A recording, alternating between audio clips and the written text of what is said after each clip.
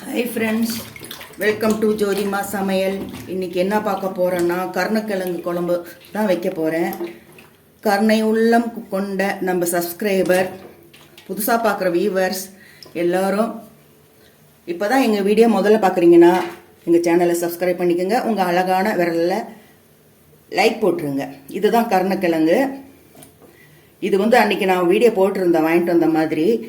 அது பாருங்க நல்லா புது கிழங்கா இருந்தது. இப்போ நல்லா பழசாயிடுச்சு. இந்த கிழங்கு ரொம்ப பழசானாதான் உடம்புக்கு ரொம்ப நல்லது. நாக்கு அரிக்கும். இது நாக்கு அரிக்கும் சாப்பிட்டா. ரொம்ப பழசானா நாக்கு அரிக்காது. அதுக்காக தான் வாங்கி எத்தனை நாள் வேணா வச்சிருக்கலாம். உருளைக்கிழங்கு மாதிரி தான் இது. இது உடம்புக்கு அவ்வளோ நல்லது, மூலத்துக்கு ரொம்ப நல்லது. பைல்ஸுன்னு சொல்லுவாங்க இல்லைங்களா, அதுக்கு. இது நான் 3 விசில் வச்சு எடுத்துக்கிறேன்.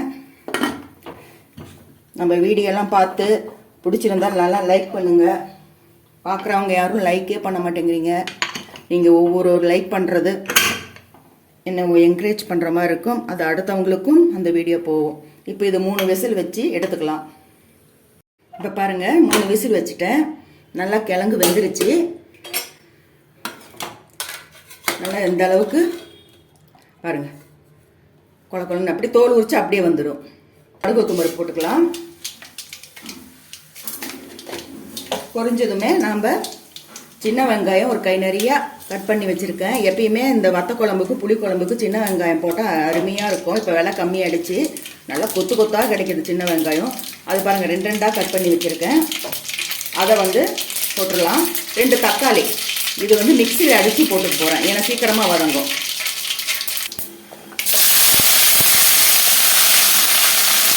நல்லா வதங்கட்டும். அதுக்குள்ள நம்ம இதை மிக்சியில் அடிச்சுட்டு வந்துடலாம். இப்போ பாருங்கள், வெங்காயம் நல்லா வதங்கிடுச்சு. இப்போது 2 தக்காளி அடித்து வச்சுருக்கேன், அதை ஊற்றிக்கலாம். இது நல்லா பச்சை வாசனை போகிற வரைக்கும் வதங்கட்டும். இப்போ பாருங்கள், தக்காளி நல்லா வதங்கிடுச்சு. எண்ணெயெல்லாம் மேலே மிதக்குது. இப்போ ஒரு பெரிய எலும்பிச்சை அளவு புளி எடுத்துருக்கேன். அதை நல்லா கரைச்சி வச்சுருக்கேன். அது நல்லா கொதிக்கட்டும். ஒரு பச்சை வாசனை போகிற வரைக்கும் கொஞ்சம் தண்ணி விட்டு கொதிக்க வச்சிடலாம். நமக்கு எந்த அளவுக்கு கெட்டி வேணும்னு அது கொஞ்சம் கொதிக்கட்டும். இப்போ பாருங்கள், நல்லா கொதிச்சிடுச்சு. இப்போது நம்ம இது கொஞ்சம் மஞ்சத்தூள் போட்டுக்கலாம். மஞ்சத்தூள் தேவைக்கேற்ப காரம் போட்டுக்குங்க. ஒரு 1/2 ஸ்பூன் மிளகாத்தூள், மல்லித்தூள் ஒரு 2 ஸ்பூன், சாம்பார் தூள் 1 ஸ்பூன், தேவையான அளவு உப்பு. இதெல்லாம் கலந்து விட்டு நல்லா கொதிக்கட்டும். குழம்பு நல்லா கொதிச்சு அந்த எண்ணெயெல்லாம் மேலே வருது. இப்போ பாருங்கள், இந்த கருணக்கிழங்கு முள்ளங்கி வெட்டுறோம் இல்லையா, அந்த மாதிரி தோல் உரிச்சிட்டு நல்லா இந்த மாதிரி வெட்டிட்டு இது போட்டு ஒரு 2 நிமிஷத்தில் கூட இறக்கிடலாம். நல்லா இருக்கும் இந்த குழம்பு.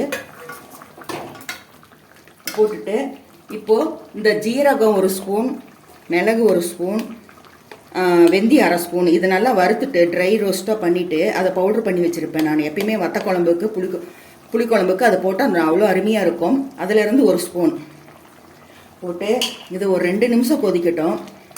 இது கிட்டத்தட்ட மீன் குழம்பு மாதிரி தான். மீன் குழம்பு எப்படி இருக்கோ அதே மாதிரி இருக்கும் டேஸ்ட்டு. இது மருத்துவ குணம் உள்ளது. இந்த கருணக்கிழங்கு பேர்லேயே கருணைன்னு இருக்கு இல்லையா, அது கருணை உள்ளதாக தான் இருக்கும். இப்போ பாருங்கள், நல்லா கொதிக்கட்டும். அந்த பச்சை வாசனை எல்லாம் போனதும் இறக்கிடலாம். இப்போ பாருங்கள், குழம்பு ரெடி ஆகிடுச்சு. அவ்வளோதாங்க. இப்போ லாஸ்ட்டாக இறக்கும்போது கொஞ்சம் பெருங்காயம் போட்டுக்கலாம். புளிக்குழம்புக்கு பெருங்காயம் போட்டிங்கன்னா அருமையாக இருக்கும். மேலே கொஞ்சம் கருவேப்பிலை தூவி வைக்கலாம். அவ்வளோதான். மீன் குழம்பு மாதிரியே இருக்கும் இந்த குழம்பு.